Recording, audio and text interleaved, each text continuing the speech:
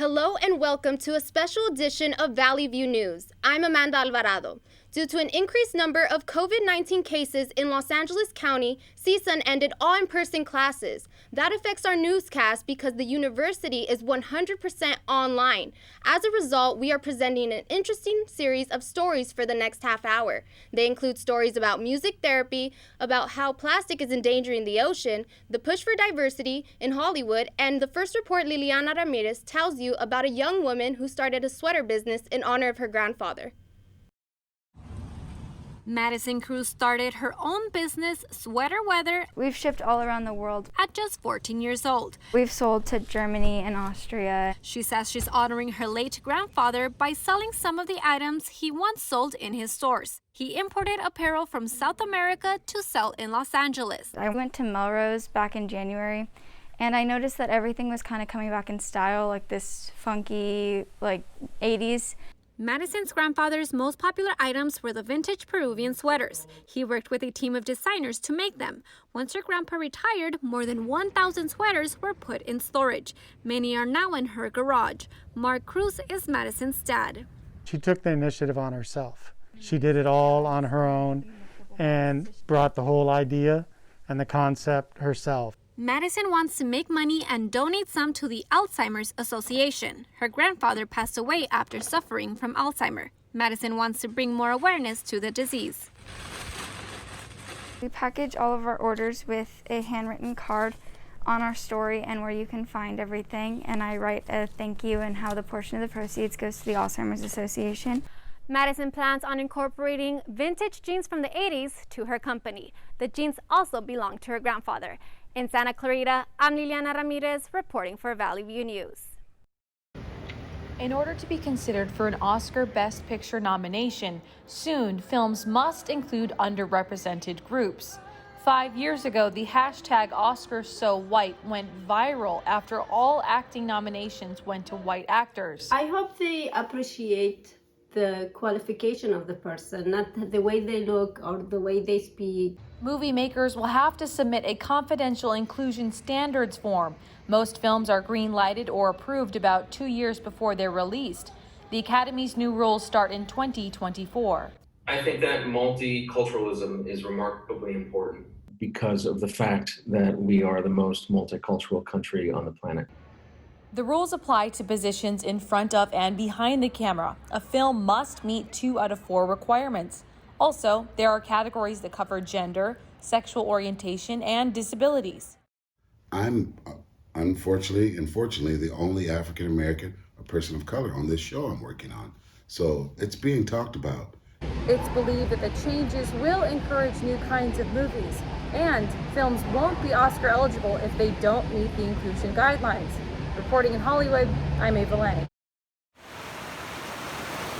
A world with more plastic than fish in the ocean is not far from us. The Great Pacific Garbage Patch is an ocean gyre that has the largest accumulation of plastic in the world, located between California and Hawaii, as explained by manager of the Ocean Protection Council, Holly Wire. Sometimes people think of it as though it's an island of trash floating in the Pacific or something, and that's not really accurate. It's much more like a plastic soup of really tiny pieces. According to the Science Daily Journal, over 8 billion metric tons of plastic enters the sea from land every year. To minimize debris waste impact on the marine ecosystem, Hilda Bay volunteer David Reed picks up trash every time he swims at Toponga Beach. Micro trash, macro problem. That's what I want to say. Micro trash, macro problem. The Ocean Cleanup has been a hope for organization as they've been using technology to remove plastics from ocean and intercept it in rivers. For the first time, they are selling a pair of sunglasses made from plastics collected from the garbage patch, and all proceeds goes to the continuation of the cleanup. Hawaii resident JILLIAN SAXMAN was a big supporter. I care about spreading awareness to the crisis that's happening with human consumption, and I love them. Even though the Ocean Cleanup is removing plastics from the ocean, there needs to be a stop in excess plastic consumption in the world. Otherwise, the problem becomes a vicious cycle loop. Reporting from Santa Monica Beach, I'm Sammy Fernandez. Music can be used in many different forms. Clinical psychologist Dr. Brian Clemente uses music as a tool with his patients. Rather than say, go home and journal, if you have the skill to write a song, write a song. If you can't identify the mood, play music for me. Music used as therapy is a profession. Jennifer Geiger is a music therapist and former president of the American Music Therapy Association. She's worked with patients suffering from diseases like Alzheimer's. They're just sitting there quietly. There's this background music playing. They're not paying attention to it. But I come in and I play something that's their favorite, and all of a sudden their head's up, they're looking at me. Schools across the country offer music therapy programs. Ronald Borzon is the academic coordinator for the music therapy program at California State University, Northridge, and the director of their music therapy wellness clinic. The first 2 years, you're really studying music and getting your GEs out of the way. Your junior year, you really start in with your music therapy coursework, and it's pretty heavy right off the bat. The first association for music therapy was founded in 1950. Currently, there are over 5,000 board-certified music therapists across the country. Reporting in Northridge, I'm Savannah Birchfield. More to come on Valley View News. A look back at some of our favorite stories from earlier this year, including a lawn art service started by 2 teenage brothers, and how a Ventura County resident came out of retirement to teach people how to surf. Stay with us. I'm a single mother, and I was the main one working, so I never thought that I could go back to school, you know.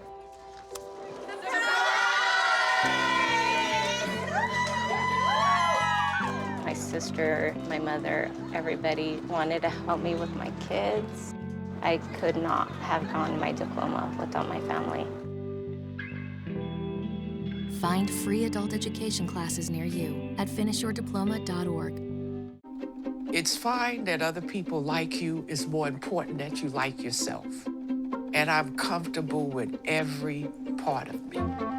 Meals on Wheels coming to my door as someone who's housebound assures me that I'm not forgotten. They care that I'm okay. My name is Asha Ida Bell. America, let's do lunch. Drop off a hot meal and say hello. Volunteer by donating your lunch break at americaletsdolunch.org.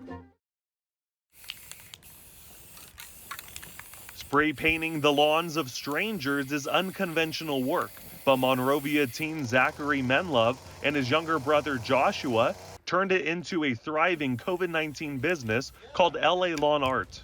Yeah, we get there, we ask what logos they want, we put it on their lawn, straighten it up, and then spray it, and then we take it off, fill it in, and they just love it. The boys make their wooden stencil logos by hand. The majority of the orders are for LA sports teams, but they'll make stencils for any team.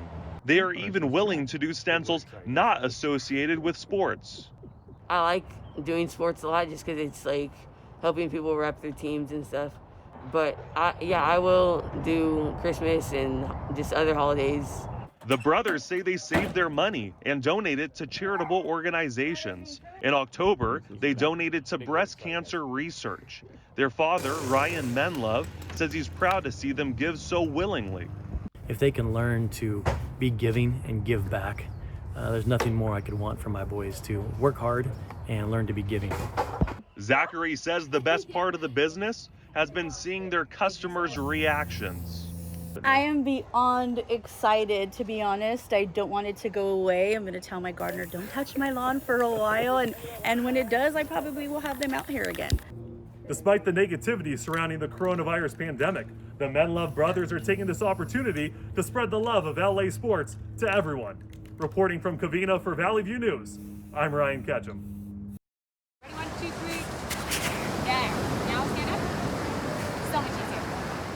Mary Osborne didn't miss a beat while California beaches were closed during the coronavirus pandemic. Now, the former pro surfer is in her happy place, teaching anyone how to catch a wave. I really love sharing this sport with young kids and anyone. It's such a healthy sport to be out there. Mary surfed professionally for more than 20 years. The champion longboarder retired and started the Mary Osborne Surf Academy. She's taken to mentoring people who want to pursue professional surfing. People like her head instructor, ALANA KLASSEN. I've known Mary forever. I've always wanted to travel and do what she does, and so I just had to get out there and figure it out. And ever since I got in the water, I fell in love with it. And even during uncertain times, Mary hopes surfing can bring peace of mind to anyone who seeks it. You know, you're out in Mother Nature, it's good for the brain, it's good for the body. You get exhausted and you don't even know you're getting exhausted. All right, lovelies, let's do this. Although California beaches are open, officials continue to remind residents that gathering without proper social distancing could spread COVID-19 among participants. Reporting from Ventura, I'm Cindy Rodriguez. How are we feeling today? Inspired by the Black Lives Matter movement and coronavirus pandemic, one man decided he wanted to lend his voice to his community. We breathe for those that are no longer able to breathe with us on this earth. Etienne Maurice is the founder of Walk Good LA. He says it's just as important to fight together as it is to heal together. Walk Good LA is a family of people that bring people from all walks of life together to fight and heal in solidarity through the arts, health, and wellness. Maurice and his cousin Marley Ralph have offered a free weekly yoga class for the past 3 months. Despite the 110-degree weather, Ralph says the people attending the event motivate her. People are coming out here for a purpose. You know, they're coming out here because things are crazy, you know, and they want to find some kind of peace. At this event, Walk Good LA collects donations for the homeless community. They also give out free snacks and drinks to those who attend. I do not do yoga, so she convinced me to be here, and I came and I loved it. It was great. Yes. Good energy and good vibes is always going to be a great start to the week to me, so that's what always brings me back. To find more ways to de-stress and find a sense of community, you can visit Walk Good LA on Instagram. Reporting from Los Angeles, I'm NIKKI Burnett for Valley View News. Instead of an hour to get home, it takes me 4 hours to get home. With more than 150,000 residents, Palmdale, California sees huge amounts of traffic. Studies done by CNBC show that Palmdale is one of the worst cities for commuters. Olivia Salazar says driving the 14 freeway sometimes can take hours to get to her destination. 12:45, 1 o'clock to make it to work at 3. Since the start of the pandemic, traffic seems like it's at an all-time high. Commuters complain about fewer police on duty, and they think that leads to accidents and more careless driving. Sophia Newsom believes distracted driving is another reason for accidents. The most fatalities or accidents, everybody want to put on makeup, majority of the females, or they're on the cell phone. They're in and out of lanes. No one have patience. Facebook groups have organized to warn drivers about potential hazards on the 14. The California Highway Patrol also uses social media pages to advise drivers about traffic conditions. People driving like 90 miles an hour. Factors like speeding can cause accidents on the freeway. Stay alert while driving. Reporting from Palmdale, I'm Alexis Amesqua for Valley View News. Even Los Angeles pet shelters are affected by COVID-19. Pet owner Sarai Jimenez says the new coronavirus guidelines have been helpful. I had to set up an appointment with them, which is perfect because we were allowed to be the only ones there as a family. Future pet owners book their visits to the pets online. That makes it harder to meet with more than one pet per visit. I would prefer being in person because we are able to meet them, bond with them, see their personalities compared to online. Jimenez says COVID-19 restrictions have made the adopting process longer and harder. It was a longer process. You can't expect to take the pet home right away. Animal shelter public relations specialist Justin Khosrowbadi says fewer animals have been surrendered to the shelter because of stay-at-home orders. Adoptions have gone down a little bit, but it's also in conjunction with how many animals we've been receiving, since a lot of people have been staying at home. The Humane Society of the United States has launched a COVID-19 relief fund to support animal shelters and other pet organizations. Reporting for Valley View News, I'm Yahaira Joaquin. Local businesses like Horizon Comics in Lancaster are finally seeing customers return during the COVID-19 pandemic. I've kind of picked back up and started to, have to collect everything that I missed. One owner, Richard GARAY, says they were planning on opening their new store May 1st. That happened to be the day when businesses began to shut down because of COVID-19. We couldn't have free comic book day, and that was supposed to be our launch for the shop. So none of that happened. And then that same week, Diamond stopped shipping new comic books. For the first time in 30 years, the largest comic book distributor in the nation, Diamond, shut down for 2 months. Owner RAQUEL GARAY says they had to rely on their backlog. We made it easier for customers. You know, we have a complete set 1 through 12 or whatever it is, so that they could just come in and pick up that set and have something complete to read. And then it spiked their interest in other stories. Investing because you want to sell them. Verizon Comics got a lot of help from local artist Brian Lopez. Lopez's art is on most of the walls. The Garays say he helped them with many day-to-day tasks. Lopez says he helped in order to repay them. All the opportunities that they provided me has made me feel almost indebted to this community that they've established. And so I just wanted to give back in any way I could. Verizon Comics may have gotten started at a rough time, but the Garays say it's still like living a dream. For Valley View News, I'm Bryce Wayne. Nikki CAPSHAW is a librarian during the day. She works at Bret Harte Elementary School in Burbank. As schools closed due to COVID, CAPSHAW immediately felt the need to help her school, so she offers her time reading to kids in their front yards. They just need something that's a little bit normal, like their old routine was. And at school, came to the library once a week. I read a story. At what she calls the Lawn Library, CAPSHAW reads a chapter a day to every student. Once a week, she comes once a week. Fidelia Sia's daughter attends Bret Harte Elementary. CAPSHAW has been reading to her daughter since the beginning of April. She says CAPSHAW has read a total of 3 books to her daughter. I think it's very a good idea for her to continue to read for the children in order to continue to establish that normacy, like of the librarian reading to you, and then the kids get a connection to their school. CAPSHAW maintains her distance when reading to the kids. Since the start of the pandemic, she has read to about 20 kids throughout the week. While some enjoy story time in their front yard, others prefer connecting online. Cried Avery, sailing out again with the frog. I have hay inside my dress. Librarian Nikki CAPSHAW says she will continue reading to students at Bret Harte Elementary School until schools reopen. Reporting from Burbank, I'm Karina Gutierrez for Valley View News. After the break, Valley View News revisits more stories from the past. Additional research is being done on sports fishing to show the impact it has on the environment, and how more women are entering the world of bolero music. That and more when we come back. I'll never forget the day our landlord called and said, read your lease. No pets allowed. My owner tells him my dog ate the lease, but that didn't work. And now I'm stuck in a shelter. But this pit bull is ready for a new crib. I'm loving, loyal, and play well with others. So don't be intimidated by all my muscles, because the biggest one I have is my heart. That's right, I said it.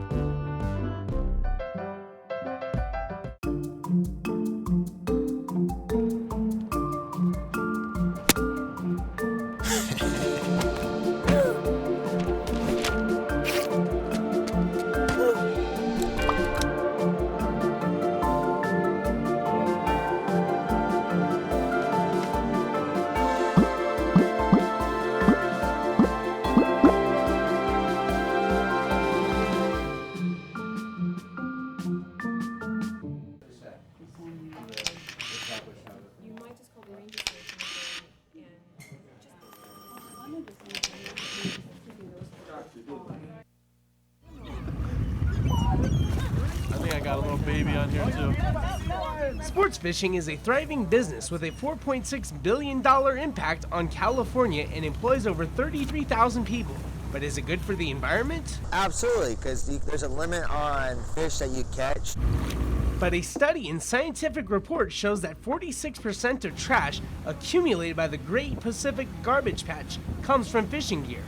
Channel Island sport fishing captain Don Rowell says independent anglers aren't to blame. There's a lot of conservation efforts that are paid for by fishing licenses, by sale of tackle, by our association. About 40 miles away, as the pelican flies, is environmental researcher Sean Anderson. He says positive ecological change will occur once people become active in collecting data.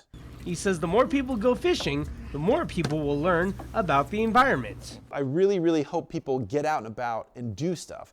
Part of that means go fishing. One of those people trying deep-sea fishing for the first time was 30-year-old Marvin Oriana. Oriana on his first try reeled in a 5-pound, 10-ounce lingcod, the biggest fish on the boat, an experience he wanted to share with his father. I think he will be absolutely stoked to see the fish I was able to catch on my first time out. Whether it's catching fish or collecting data, the ocean is a much safer place for all inhabitants when sportsmen and scientists are working together. From off the coast in Oxnard, California, I'm Ethan Hansen, Valley View News. Boleros de Noche is a celebration of classic Mexican music and women. Margarita Luna says bolero music is making a transformation into the future. We have to accept that transformation of the bolero, but the essence will be there. Bolero music originated in Cuba, it made its way to Mexico in the 40s, and now, in the 21st century, it has reached LA. Traditionally, bolero bands are fronted by men, but Rocio Libertad Mendoza says women now fit into the bands naturally. Anytime there was a female voice that was, inserted into a trio romántico, I think people really liked it. Currently, there's only a few women singing boleros. Sumac Alvarado says the music genre is ready to find more women. I think they're there, they exist. We just need to be a little bit more intentional about reaching out to them and bringing them and uplifting their voices and their presence. Bolero music holds a passionate place in the hearts of many people in Los Angeles. And when women get involved with this type of music, that passion grows stronger. I'm Byron Gonzalez in Los Angeles for Valley View News. We're all over LA. Honestly, we have Glendale, we have some in Long Beach. The Dream Center hands out over 11,000 meals a day to the people of LA. We have some in Southgate. Tatiana Galvez works with the Dream Center. She delivers meals to the homes of the elderly in the community. With the help of LA Dodgers player Justin Turner and other generous donors, the Dream Center, a religious-based nonprofit organization, set up a food drive to provide free meals for LA during this time of crisis. We have families that live here, homeless families, single mothers. They come in here and they eat and they feed on a regular basis, not just right now. They feed over 2,000 people. For some elderly who can't leave their homes, the Dream Center's delivery is a big help. It's also free of charge. If you need a meal delivered to you or an elderly person you know of, you can apply online at thedreamcenter.org for a delivery. Bye, Miss Gloria. Here in LA, North Hollywood, we're providing hot meals to them every day. The Dream Center is open Monday through Friday, and they're here to serve anyone who's in need of a hot meal. In downtown LA, I'm Brittany Smith, reporting. Gambling usually happens in casinos, but the latest craze is gambling in video games, and your kids are probably doing it. Loot boxes are games of chance within the actual video game. You pay real money and win a random prize. Alejandro Williams says the goal is to show off. You're spending money to essentially try to get a product just for cosmetic value. It just makes your character look cooler. Some people are worried loot boxes could become a gateway to gambling addiction in children. It's eye candy, Williams says kids are drawn to the visuals. It could be a diamond or something, but you want it. And it's just right there in front of you. Pretty colors? Yeah, you wouldn't want to get that. And that's one of the problems. Loot boxes, like casinos, tend to use bright lights and loud noises to give off a sense of accomplishment. That sense of accomplishment can be addicting to some gamers like Michael Espinoza. I've spent about $200 a month, on just cosmetic skins on just the loot boxes. I think what makes it so addicting is that the loot boxes are completely random. So if you don't get a certain skin that you want, it's like you just have to keep trying. Some companies won't call loot box features gambling. They use other names like surprise mechanics. In Northridge, I'm Dempsey Tien, Valley View News. Scientists say global warming will result in sea level rise. Some California researchers are trying to understand what's happening here by studying the climate in Greenland. The ice caps that surround the coastline of Greenland are melting far faster than anybody expected. If that melts, sea level rise will rise 20 feet. So cities are literally going to be underwater. NASA scientist Josh Willis and his team have been conducting experiments for oceans melting Greenland since 2015.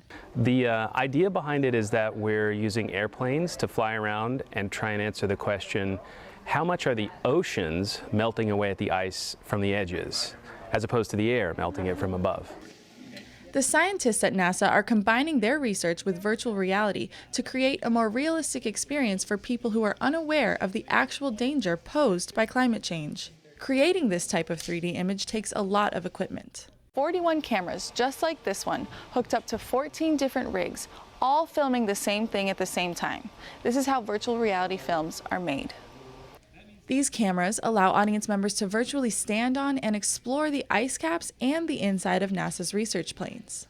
I hope that people get a bit of a feel for just what an incredible place Greenland is. The work they've done, it's really like being in Greenland. And I hope people get a little bit of a taste of that from cruising around in this virtual world. At a time when a large portion of Americans say they don't believe in climate change, these scientists hope to help people understand. In Culver City, I'm Shelby Charlene for Valley View News.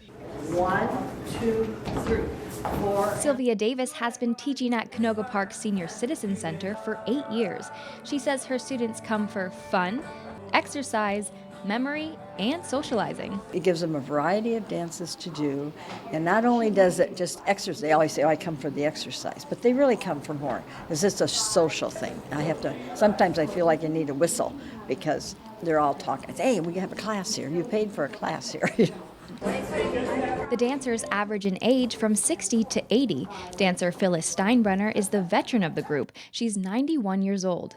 They learn a variety of dances, including line dancing, but one dancer says they need recognition. Renee Arts says she's disappointed that her doctor and other doctors don't recommend line dancing as an activity. To me, they should have line dancing because line dancing makes you physically active. You have to have balance. And you have to have a memory, even though the teacher might call the steps, you still have to remember what the various steps are. Like if they say a grapevine, you have to know what a grapevine is. The class runs for 2 hours, 1 to 3, but obviously there's some breaks in between. You're never too old to get on your feet. The Senior Citizen Line Dance meets here every Wednesday and Thursday. In Canoga Park with Valley View News, I'm Ashley LaRue. That's all for this special edition of Valley View News. We changed our normal format because of the university's COVID-19 protocols. We showed you some of our favorite stories done by the student journalists at Valley View News. You can still see these stories and many more on our website at sundial.csun.edu. Thank you for watching Valley View News. I'm Amanda Alvarado.